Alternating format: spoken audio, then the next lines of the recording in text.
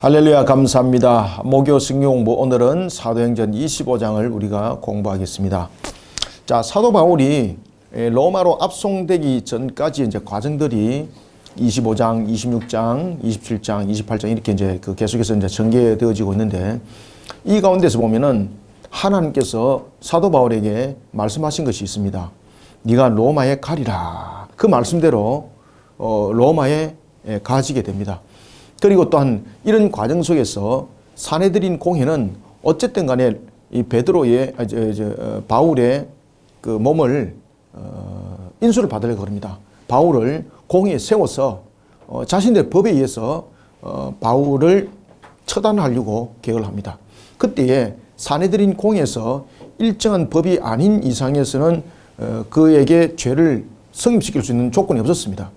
그래서 오늘 본문에도 이제 등장합니다만은 가이사라에 있는 바울이 예루살렘으로 이동하는, 가이사라와 예루살렘까지 거리는 약 한 104km라 그랬죠. 그죠? 104km 정도 되는 이 거리 속에 이동을 통하여 그 중간에 사도 바울을 해치고 그를 말 그대로 암살하려는 그런 자객단들이었죠.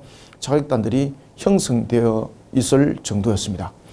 자, 이런 정도로 사도 바울이 사내들인의 많은 그러한 하나의 걸림돌이 되었고, 그리고 유대 사회 속에서도 보면은 하나의 회오리 바람에 소용돌이 중심에 있었습니다. 이 사도 바울 하나를 사내들인 공회뿐만 아니라 유대 사회 모든 핵심적인 조직들이 그 사도 바울 하나를 손을 못 대는 겁니다. 아시겠습니까? 왜 그런가 하면 하나님께서 사도 바울을 지금 어디로 갖다 놓았습니까? 로마의 정부에 딱 갖다 놔버린 거예요. 이게 하나님의 은혜인 거예요. 이게. 그래서 우리가 이 사도행전을 보면서, 야, 사도 바울이 복음을 전하다가 저렇게 억울하게 저렇게 법정에 가디었네. 자신이 무죄라는 것을 변론하고 그 법정으로부터 벗어나면 될 텐데 라고 말하지만 절대 그렇지 않습니다.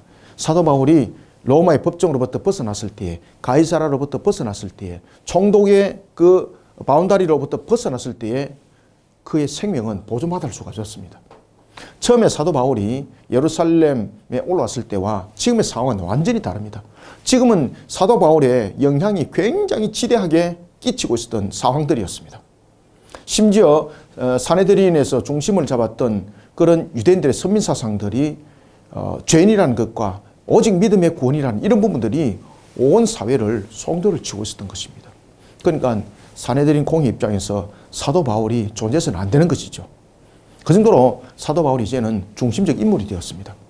처음부터도 여러분 보시면은 사도들이 같이 행진을 벌였을 때 사도 바울은 그 중심이 없었잖아요.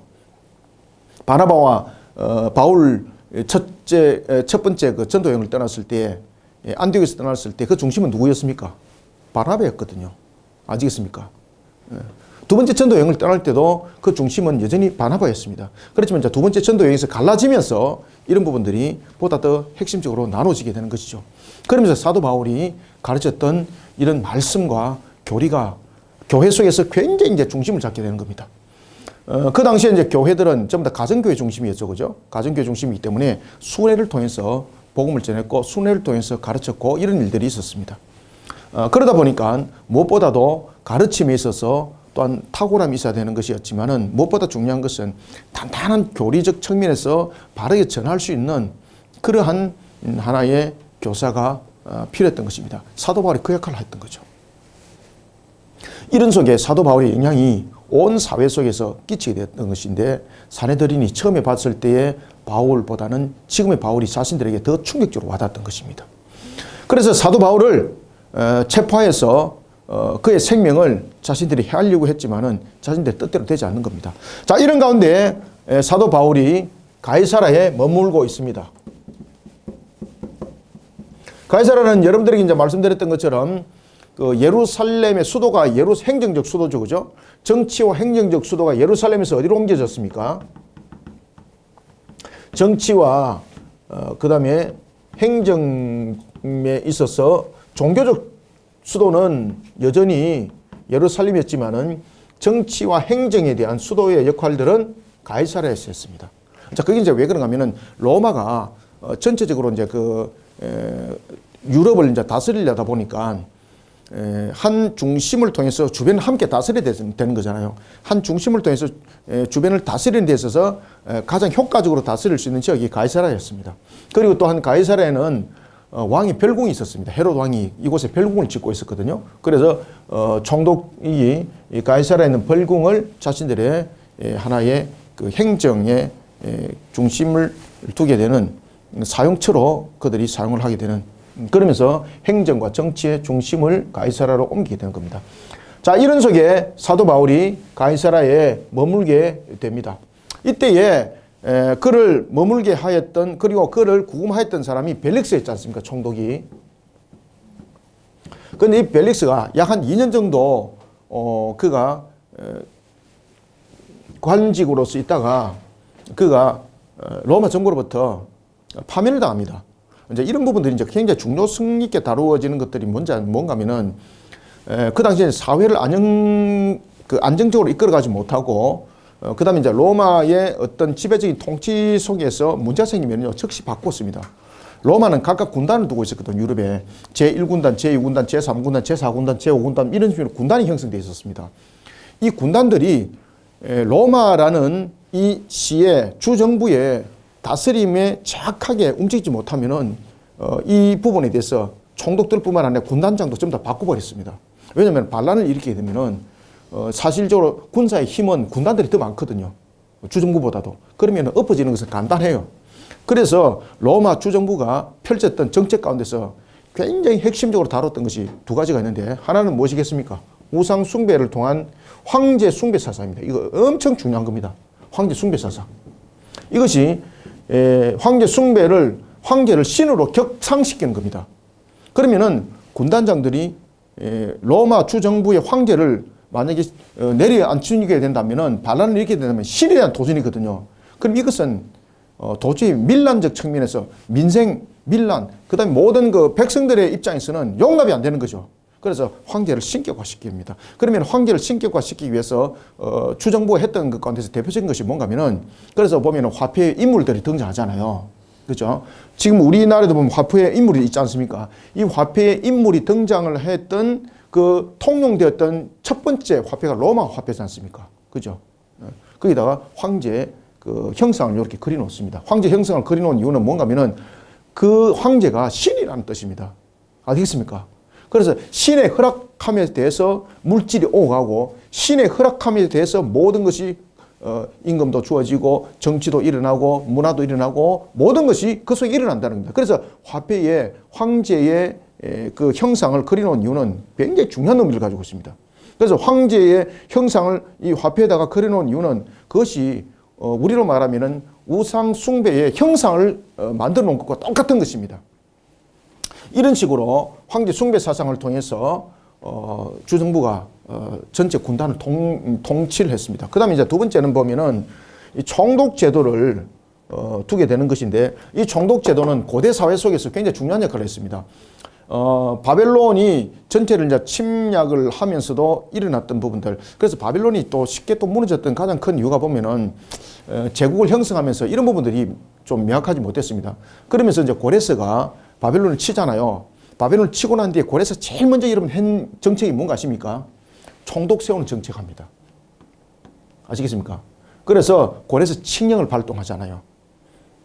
그때 총독들을 세울 때에 자치권을 허락합니다. 그때 자치권은 군사, 정치, 경제, 문화를 함께 허용하거든요. 그런데 그 내용들을 잘 보시면은 정치적 부분에서도 자신들의 독립정치가 아닙니다.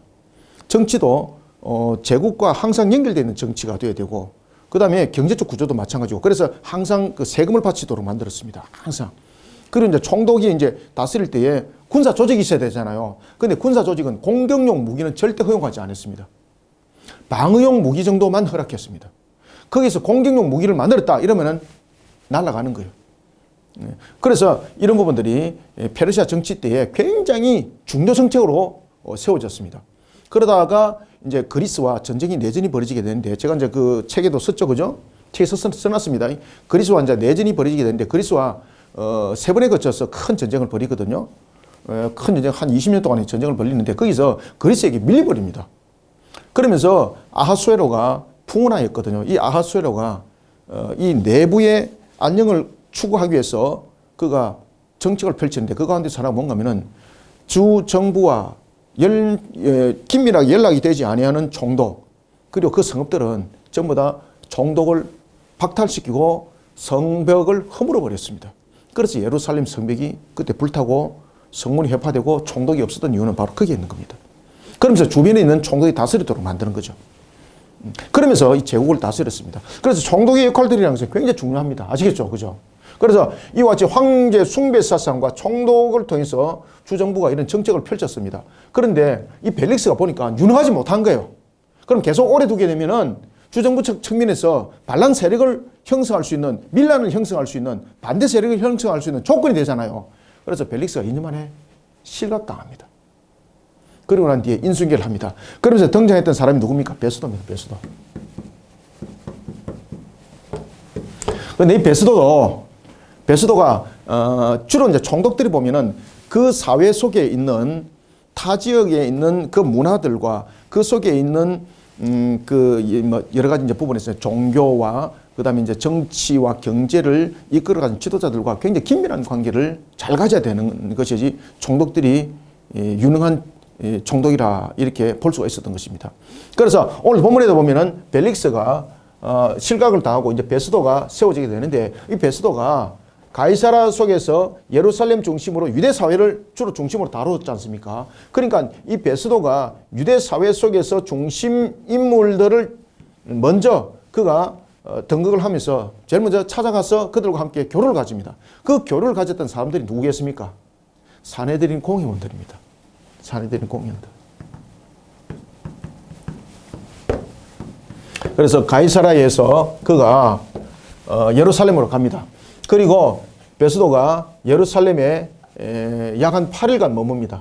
8일간 머물고 그리고 이 베스도가 이 예루살렘에서 다시 가이사라로 이동하는데 2일 정도 기간이 걸립니다. 그래서 요 10일 동안의 기간들에 대해서 성경이 우리에게 말을 해주고 있습니다. 이때 베스도가 사내들인 공회원을 만납니다. 이때 사내들인 공회원들이 사실은 이제 정교 유착이잖아요. 서로 간에 다 필요하거든요. 사내들인 공회도 주정부의 힘이 필요했고 주정부는 잘 다스리려면은 사내들인 공회와 같이 협조하는 자들이 있어야 되겠죠. 지도자들이. 그래서 서로 간에 유착이 형성이 되었습니다. 이때 유착이 형성될 때에 사내들인에서 베스도에게 무엇을 부탁했을까요? 제일 먼저 첫 번째로 제가 앞에 실컷 말씀드렸잖아요. 사도 바울 문제를 가지고 제시합니다. 그러니까 그 당시에 사도 바울이 얼만큼 영향력이 지냈는가 아시겠죠? 지금 이 관계 속에서는 제일 먼저 유착관계 부분에서 자신들의 안녕을 위해서 그리고 자신들이 조직이 단단하기 위해서 서로 간에 유착관계 할 때 부탁을 하잖아요. 우리나라도 이제 그 문제 때문에 지금 이제 법정에서 막 문제점들이 생기고 그러잖아요. 정교 유착, 뭐 정경 유착, 정경 유착 많이 들어보셨죠, 그죠? 이런 부분에 유착을 형성해야 되거든요. 그때에 사내들인 공회가 제일 먼저 이 베스도에게 요구했던 것이 뭔가 하면은 누구를 요구했다? 바울을 사내들인 공회에 좀 세워달라. 이 부탁을 합니다. 자, 그런 속에 이제 베스도는 어떻게 나오고 있을까? 오늘 우리가 본문을 통해서 이 내용을 보도록 하겠습니다. 벨릭스도 마찬가지고 좀 추가적으로 말씀드리면 벨릭스도 마찬가지고 베스도도 마찬가지고 이들이 오래 버티지 못합니다. 벨릭스도 약 한 2년 동안 그가 통치했었고 베스도도 약 한 2년 정도 통치하다가 베스도도 결국은 실각당합니다. 이런 부분들. 그래서 여러분들 보시면 그 사회 안정적 측면에서 유착관계라는 것은 그들에게는 굉장히 중요했습니다. 이 당시에. 그러니까 사도 바울과 같은 이런 사람들이 하나씩 불쑥불쑥 등장함으로써 자신들의 이 다스리는 지배 세계를 완전히 흔들어 놓는 것이죠. 그럴 때 로마 정부는 이런 사람을 안 두는 거죠. 왜? 강하게 다스려야 되는데 강하게 다스리지 못했다는 것이죠. 그러면 로마 주정부가 언제든지 이로 인해서 흔들릴 수 있다는 것이죠. 이런 사회가 형성되었을 때입니다. 그러면 이때에 잘 보십시오. 사도 바울이 한 방에 날아갈 수 있는 거잖아요. 그죠? 유대 사회가 안녕을 이끌려면 사도 바울을 줘야 되는 거예요. 그때에 사도 바울이 번정을 하는 것을 보십시오. 그래서 사도 바울은 다소에서 유학을 왔잖아요. 다소에서 유학을 오면서 그는 이미 이제 자신의 집안이 사도 바울이 법률가가 되기를 원했었습니다. 율법에 능통한 자면서 법률가가 되길 원했습니다. 그러면서 수사학도 정치적 측면에서 일들을 하려면 또 수사학 부분에서 또 탁월해야 되거든요.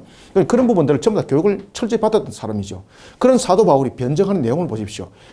아주 조리 있고 육가 원칙에 입각해서 상대를 꼼짝 못하게 만듭니다. 법이라는 것은 증거를 가지고 말해야 되는 것이지 상상을 가지고 말하는 건 아니잖아요. 그래서 사도 바울이 그 이야기까지 함께 딱 들고 들어오는 겁니다. 그때에 베스도가 야, 사도 바울 이야기가 맞다. 이런 단계 속에 그가 요구를 하는 것이 있는데 나를 유대 공에 넘기지 말고 로마 법에서 어떻게 법이 죄가 없는데 나를 이들에게 넘길 수 있느냐. 그것은 로마 법에 맞지 않다. 당신이 스스로 무능함을 말하는 것이고 로마 정부의 반역을 일으키는 것이다. 그러니까 베스도 꼼짝 못하잖아요. 그럼 너는 어떻게 하려고 하느냐. 그러니까 바울이 딱 이야기를 해요. 나를 어디에 보내달라. 가이사에게 상소하겠노라. 로마 시민권으로서 상소를 해버리는 거예요. 그러니까 사내들인에 넘기지 못하고 이제는 로마로 가게 되는 그 일들이 오늘 25장에서 전개됩니다. 자, 1절부터 한번 봅시다. 베스도가 부임한 지 3일 후에, 자, 그래서 이제 베스도가 이제 그 교차됐습니다. 벨릭스로. 3일 후에 어디를 갔습니까? 가이사라에서 예루살렘으로 갔습니다. 예루살렘에 간 이유가 뭐라고요? 그렇죠. 그 사회를 잘 다스려야 되니까, 안정적으로 이끌어 가야 되니까 가장 핵심적인 세력들과 유착을 맺어야 되는 거예요. 아시겠죠? 그죠? 놀러 간 것도 아닙니다. 그러면 당연히 예루살렘의 사내들인의 공연, 대제사장을 비롯한 바리새인들과 사두개인 서기관들이 제일 먼저 요구를 할 것이 있는 건 아니겠습니까? 그러면 자신들이 안정적 측면에서 사내들인 공예를 온전하게 이끌어가기 위해서는 자신들을 흔들어 놓는 조직은 용납해서는 안 되는 거잖아요. 그래서 그들이 제일 먼저 제시했던 것이 뭔가 하면 베드로를 내놔라. 베드로가 아니고 누굽니까? 바울을 내놔달라. 둘 다 이제 비협이 되다 보니까 바울을 내놔달라. 이런 일들이 일어나는 겁니다. 자, 2절 보세요. 대제사장들과 유대인 중 높은 사람들이 바울을 고소할세. 그죠? 베스도의 호의로 바울을 예루살렘으로 옮기기를 청하니 제일 먼저 그 이야기 딱 하잖아요. 그러면은 베스도 입장에서는 이것을 들어줘야 되나요? 말아야 되나요? 들어줘야 됩니다.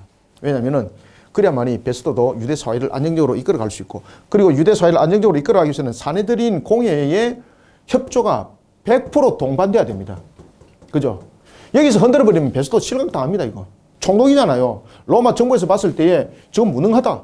그러면 바로 그냥 목 쳐버리는 겁니다. 그냥. 베스도가 호의로 바울을 예루살렘으로 옮기기를 청하니 이는 길에 매복하였다가 그를 죽이고자 함이더라. 자, 그러면은 왜 길에서 매복해서 죽이려고 그랬을까요? 로마 정부의 그 다음에 유대법에 의하면은 유대 사내들인 공회 속에서는 사도 바울을 죽일 만한 죄목이 없어요.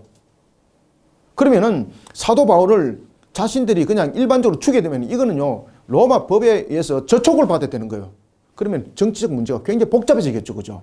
산법이 굉장히 복잡해집니다. 그러면은 제일 간단하게 처리할 수 있는 것은 뭔가 하면은 옮겨가는 도중에 아무 상황도 없는 길에서 죽여버리는 거예요. 그러면은 누구도 책임이 없는 거예요. 로마 정부도 책임 없고 사내들인 공회도 책임 없고 아무도 책임 없는 거예요. 다만 하나 사도 바울을 죽인 사람만 책임이 있는 거예요. 그죠? 그럼 사도 바울만 죽이려고 했던 사람은 도망가 버리면 되는 거잖아요. 길에 매복하였다가 그를 죽이고자 함이더라. 베스도가 대답하여 바울이 가이사라에 구리된 것과 자기도 멀지 않아 떠나갈 것을 말하고 또 이르되 너희 중 유력한 자들은 나와 함께 내려가서 그 사람에게 만일 옳지 아니한 일이 있거든 고발하라 하니라. 아멘. 자, 베스도가 두 가지 이유를 통해서 바울을 옮기지 못하는 것을 이야기를 합니다. 그 이유는 뭔가 하면은 자신이 지금 이제 예루살렘에 이제 잠깐 이제 머물렀다가 그가 다시 가이사라로 이제 간다는 것이죠. 그리고 또 하나는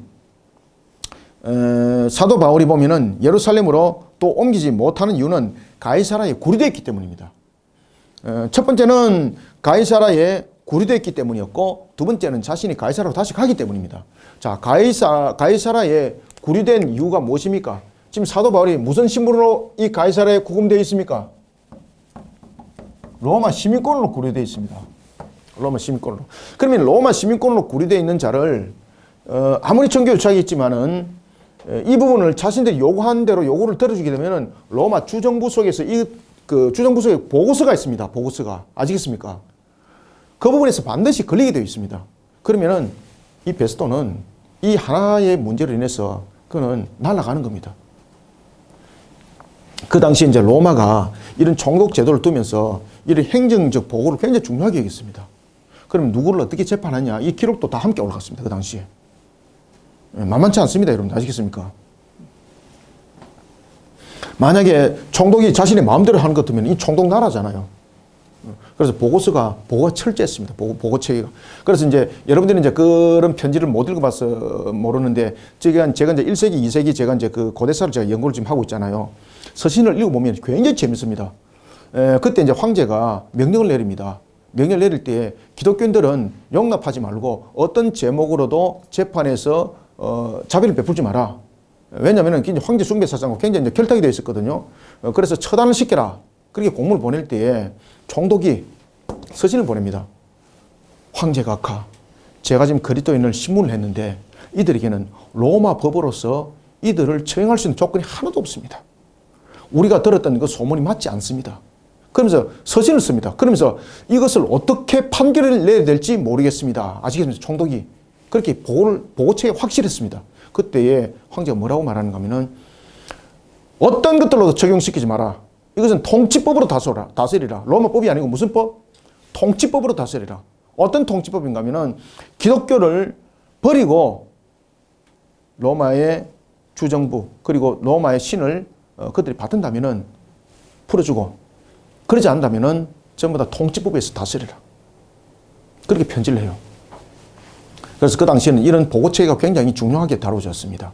그래서 사도 바울을 마음대로 그냥 내주지 못합니다. 이거. 재판도 거치지 않고 만약에 내줬다. 이러면 이 날아가는 겁니다. 한 방에. 그래서 베스토가 그 이야기를 하는 겁니다. 구리됐다는 것. 그러면 이 가이사랴에 구리된 이유가 무엇입니까? 로마 시민권자로 지금 구리된 겁니다. 유대인이지만은 로마 시민권자로 지금 구리되어 있는 겁니다. 아시겠습니까? 그 다음에 또 하나는 자신이 재판도 하지 않고 사내들이로 내줄 수는 없는 것이죠. 그래서 자신이 뭐라 그러는 거면 내가 곧 내려간다. 그래서 만약에 사도 바울을 사도가 아니고 그때는 그냥 바울이라 그러죠. 그죠? 바울을 당신들이 고발할 일이 있으면 나와 함께 가자. 나와 함께 가서 재판을 통해서 법정을 열고 이 법정에서 유무를 다루도록 하자. 그래서 그때에 유무가 결정이 되면은 내가 그 법에서 처리를 하겠다. 그래서 벨릭스와 함께 이제 유력자들이 가이사라로 이동합니다. 그것이 바로 오늘 본문의 5절의 내용입니다. 자, 봅시다. 또 이르되 너희 중 유력한 자들은 나와 함께 내려가서 그 사람에게 만일 옳지 아니한 일이 있거든 고발하라 하니라. 베스도가 그들 가운데서 8일 혹은 10일을 지낸 후, 이 좀 헷갈리죠? 그래서 제가 앞에 말씀드린 겁니다. 8일은 무엇입니까? 예루살렘에 머문 기간입니다. 예루살렘에.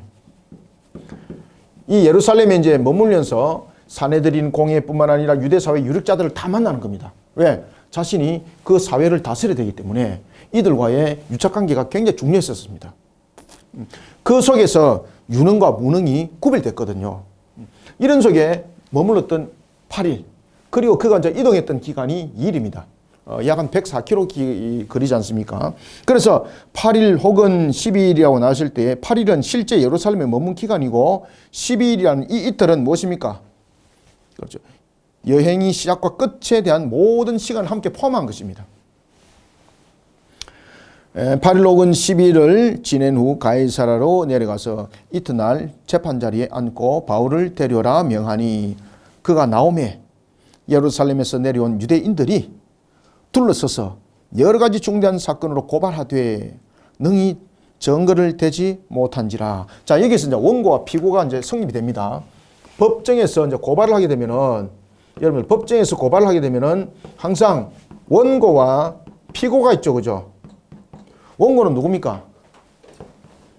고발자. 그다음 피고는 고발당한 자. 원고가 지금 어디로 나타나는 겁니까? 원고가 지금 사내들인 공예 쪽으로 나타나는 거죠. 피고는 이제 바울이죠, 바울.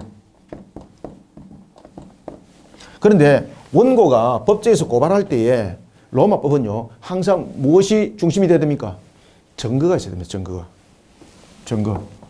우리나라도 이제 법에서 심증이 있지만 증거가 없으므로 무죄된 것들이 있습니다.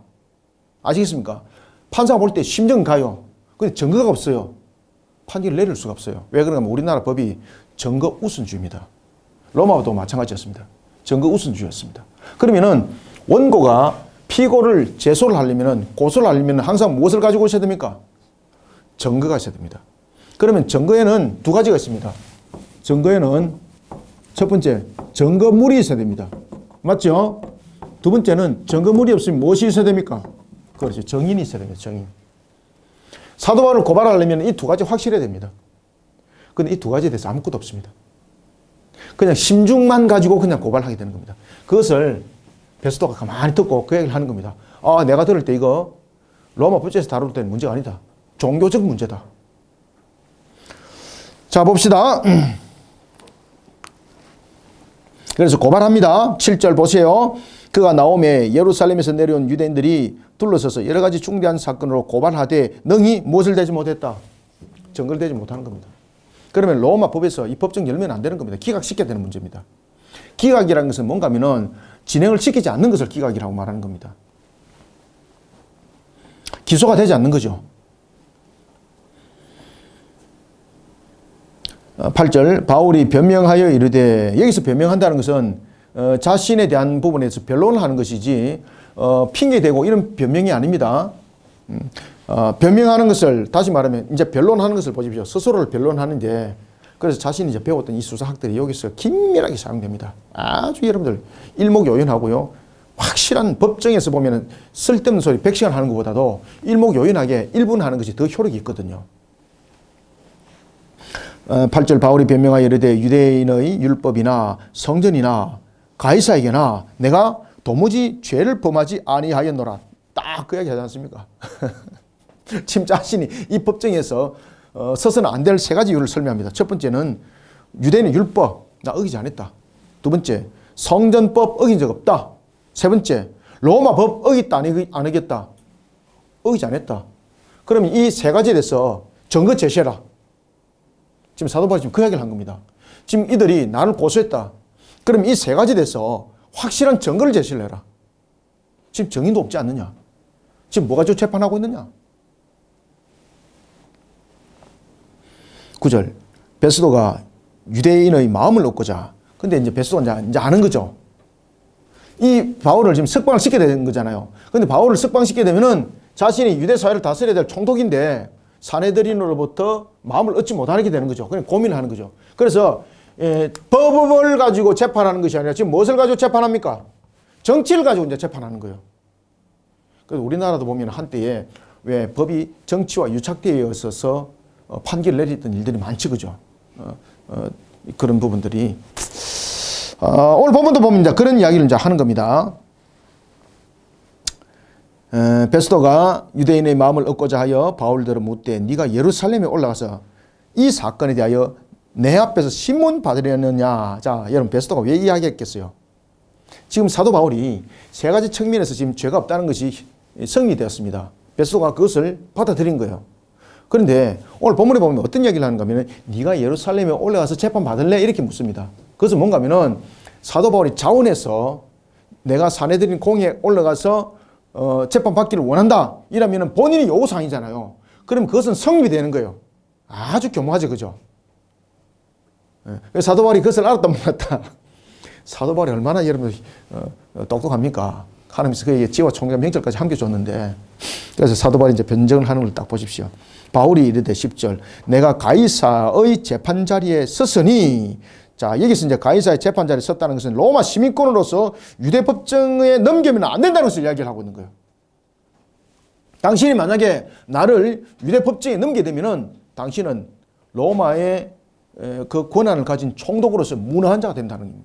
이 무능함이 로마 주정부가 반드시 기록을 볼 것이고 당신은 그 무능함으로 인해서 여기서 실각당할 것이다. 와, 그냥 한 방에 날려버리는 거예요. 베스도가 유대인의 마음을 얻고자 했지만 바울은 딱 그 한 방에 그냥 정리해버립니다.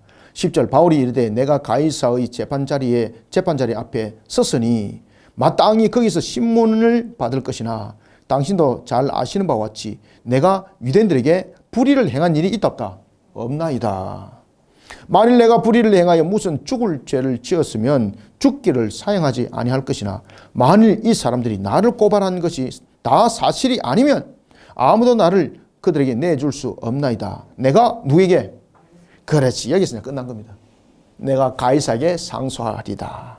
상소하노라 한대. 자, 여러분, 가이사에게는 누구만이 상소할 수 있습니까? 맞습니다. 가이사에게 상소할 수 있는 이 상소권은 오직 로마 시민권자만 있습니다. 로마 시민. 유대인들은 가이사에게 상소 못합니다. 노예들은, 그리고 또한 노예들은 가이사에게 상소 못합니다. 가이사에게 상소할 수 있는 사람들은 오직 로마 시민만이 할 수가 있는 겁니다. 이 속에서 로마 시민 우월주의가 나타나는 거죠. 아시겠습니까? 그래서 사람들이 로마 시민권을 돈을 주고 살라 그러는 거예요. 로마 시민권을. 그래서 주정부가 이런 로마 시민의 우월권을 가지고 주정부가 또한 유럽에 대한 전체를 또한 다스리게 됐습니다. 아시겠죠, 이제? 몰라도 됩니다만은. 이런 기본적인 그 정치적 형태들은 좀 여러분 알고 가셔야 돼요. 그래야만이 이게, 왜 사도 바울이 이야기를 했는가를 이해를 잘 하게 되는 겁니다. 베스도가 꼼짝없는 거예요. 12절 베스도가 배석자들과 상의하고 이르되 네가 가이사에게 상소하였으니 가이사에게 갈 것이라 하니라. 13절 수일 후에 이제 아그리빠와 베네게가 등장합니다. 자, 여기서 또 유대 사회가 보면은 이제 베스도가 이 유대 사회를 잘 다스리려고 그러면은 그 정교도 유착해야 되지만은 여러 가지 부분에서 그 정치와 세력이 또한 유착이 돼야 됩니다. 아시겠습니까? 베스도가 정교와 유착되는 부분에서는 사내들이었다면은 이제는 권력과 유착을 또 맺어야 됩니다. 그러다 보니까 그 당시에 분봉왕이 있었습니다. 그 사회를 다스리는 분봉왕인데 그 분봉왕이 오늘 본문에 나타나고 있는 바로 헤롯 아그리빠입니다. 헤롯 아그리빠 2세.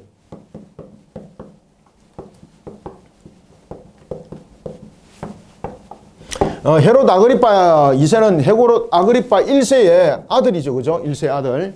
1세 아들인데 그 아내가 누굽니까? 본문을 잘 보세요. 아내가 누구예요? 버니게죠. 그죠? 버니게가 누굴까요? 버니게는 이제 사도행전에서만 이제 주로 나타나는데 이 버니게가 헤롯 아그리빠 2세의 아내인데 헤롯 아그리빠 2세와 결혼을 2번 합니다. 2번. 왜 그런가 하면은 이 버니게가 그 원래 그 여러분 이제 잘 아셔야 되는데 헤롯 아그리빠 1세의 맏딸입니다. 맏딸. 헤롯 아그리빠 2세는 헤롯 아그리빠의 2세는 1세의 누굽니까? 아들입니다. 아들. 지금 이게 무슨 이야기입니까 이게? 예? 가족끼리 지금 이게 부부가 된 겁니다. 이게. 그러다 보니까 유대 사회 속에서 얼마나 유대 율법을 어기는 거잖아요. 얼마나 문제가 많이 야기됐겠습니까? 그래서 둘이가 같이 살다가 동거하다가 헤어집니다. 그러다가 이 베네게가 다시 또 여러 부분들을 거쳐서 이혼하고 결국은 나중에 이제 헤롯 아그리빠도 죽거든요. 근데 베네게가 굉장히 이 여인이 욕망 어떤 위치, 정치, 입장 이런 부분에서 굉장히 욕망이 강한 여인이었습니다. 헤롯 아그리빠가 이혼을 5번인가 6번 이혼합니다. 결혼을 6번인가 하여튼 결혼하는데 결국은 이제 버니게도 결국은 자신이 이제 아들과 함께 이제 죽습니다. 헤롯 아그리빠 2세는 마지막 하나의 분봉왕이지 않습니까? 이 여인이 나중에 헤롯 아그리빠 2세가 죽고 난 뒤에 황제의 첩이 되기 위해서 무척 노력을 합니다. 여왕이 되고 싶었던 거죠. 로마에. 아시겠습니까? 그래서 첩이라도 들어가려고 무단히 노력을 했는데 그것이 손성취가 안 됐던 겁니다. 그러면서 이제 나중에 유대 사회가 멸망을 당할 때 자신의 아들과 함께 죽게 됩니다. 이런 버니게가 이혼을 6번인가 하여튼 이혼합니다. 그러면서 결혼을 대체로 누가 하는 건 전부 다 왕족과 결혼합니다. 왕족과. 대단하지, 그죠? 아주 남자로 말하면은 이 야욕이 권력에 대한 야욕이 아주 머리 끝까지 그냥 차올랐던 넘쳤던 사람이라 보시면 됩니다. 이런 버니게는 헤롯 아그리빠 1세의 맏딸이었고 그리고 또한 헤롯 아그리빠 2세와 나이가 1살 차이 났었습니다. 뭐 어떤 사람들은 헤롯 아그리빠가 나이가 1살 많았고 버니게가 동생이었다 뭐 이렇게 말하는 사람도 있고 또 어떤 사람은 아그리빠가 나이가 한 살 많고 버니게가 나이가 어렸다 이렇게 말하기도 합니다만은 뭐 그것은 뭐 좀 여러 가지 부분에서 왔다 갔다 하는 부분들은 있습니다. 그러니까 아무튼 가족 관계입니다. 이 관계가. 그래서 유대 사회에서 문제점들을 일으키니까 헤롯 아그리빠 2세와 동거하다가 헤어졌다가 다른 왕과 결혼했다가 그 왕과 또 이혼하고 다시 아그리빠와 지금 만나가지고 사는 겁니다. 이게 지금 아그리빠가 지금 두 번째 결혼해서 사는 장면입니다. 이 장면이. 수일 후에 아그리빠 왕과 버니게가 베스도에게 문안하러 가이사랴에 왔어. 그래서 새로 부임한 이제 총독을 예방하는 거죠. 그러니까 서로 간에 이제 유착관계 형성이 돼야 되는 거예요. 서로 간에 유착관계가. 여러 날을 있더니 베스도가 바울의 일로 왕에게 고하여 이르되 벨릭스가 한 사람을 구려하여 두었는데 내가 예루살렘에 있을 때에 유대인의 대제사장들과 장로들이 그를 고소하여 정죄하기를 청하기에 내가 대답하되 무릇 피고가 원고들 앞에서 고소 사건에 대하여 변명할 기회가 있기 전에 내주는 것은 로마 사람의 법이 아니라 하였노라. 그죠? 그래서 지금 사도 바울이 로마 법에서 지금 다스린다는 이야기죠. 그러므로 그들이 나와 함께 여기 오매 내가 지체하지 아니하고 이튿날 재판자리에 앉아 명하여 그 사람을 데려왔으나 원고들이 서서 내가 짐작하던 것 같은 악행의 혐의는 하나도 제시하지 아니하고 그래서 오늘 본문에 보면 베스도가 이들이 고발한다 그럴 때 그 사회의 악행을 범했던 것들 사회를 혼란스럽게 만드는 것은 로마 법에서 굉장히 중요하게 다뤘습니다. 사회를 혼란스럽게 만드는 것은 결국은 로마 주정부를 흔들어버리는 내용들이었거든요. 그래서 그것을 굉장히 중요하게 다뤘습니다. 이 사회를 혼란한다고 보니까 아닌 거예요. 그리고 또한 여러 가지 부분에서 죄목을 들고 나왔는데 보니까 이게 아닌 거예요. 로마 법으로서는 도저히 로마 시민권을 가진 자를 이쪽에서 다 쓸 수가 없는 거예요. 그래서 오늘 본문에 보면은 베스도가 그 이야기를 하는 겁니다. 그 이야기를 헤롯 아그리빠 2세에게 이야기를 하는 겁니다. 야, 내가 이걸 어떻게 처리할지 모르겠다. 참 고민이 많다. 지금 이야기예요, 지금 이거. 하나도 제시하지 아니하고 19절 오직 자기들의 종교와 예수라 하는 이가 죽은 것을 살아있다고 바울이 주장하는 그 일에 관한 문제로 고발하는 것뿐이다. 고발하는 것뿐이라. 내가 이 일에 대하여 어떻게 심리할는지 몰라서 지금 고민하는 거죠. 바울에게 물었답니다. 바울에게 물어 예루살렘으로 올라가겠냐? 이렇게 하니까 안 가겠다. 이게 여러분들요 베스도의 굉장히 능수능란한 정치술입니다. 이게 일반 사람들은 이렇게 이야기를 하게 되면은 제가 그렇게 하죠. 이렇게 할 수가 있어요. 그런데 굉장히 능수능란하게 제시를 했음에도 불구하고 사도 바울이 이미 그것을 다 읽어 나갔잖아요. 그래서 자기는 로마 시민권으로서 재판받겠다는 거죠. 그래서 고민하는 거죠. 20절 내가 이 일에 대하여 어떻게 심리할지 몰라서 바울에게 묻되 예루살렘에 올라가서 이 일에 심문 받으려느냐 한즉 바울은 황제 판결을 받도록 자기를 지켜주기를 호소했다. 그죠? 만약에 사도 바울이 자신이 사내들이로 가겠다고 말했다면 그는 길 도중에 죽은 겁니다. 자기를 지켜주기를 호소함으로 내가 그를 가이사에게 보내기까지 지켜두라 명하였노라 하니 아그리빠가 베스도에게 이르되 나도 이 사람의 말을 듣고자 하노라. 베스도가 이르되 내일 들으시리다 하더라. 아멘. 자, 여기서 이제 여기서 이제 헤롯 아그리빠 2세거든요. 헤롯 아그리빠 2세는 자신의 아버지라든지, 그 다음에 이제 자신의 이제 정조부라든지, 그 헤롯이 예수에 관해서 생각하고 있던 것과는 좀 다른 차원의 내용들을 가지고 있었습니다. 그렇다 그래서 이 아그리빠가 굉장히 신앙이 특출하고 이것이 아니라 그는 관심이 있었던 것이죠. 도대체 이가 말하는 것이 무엇인가? 그 예수가 도대체 무엇인가? 알고 싶었던 것이죠. 굉장히 궁금했던 거죠. 그래서 내가 만나기를 원한다.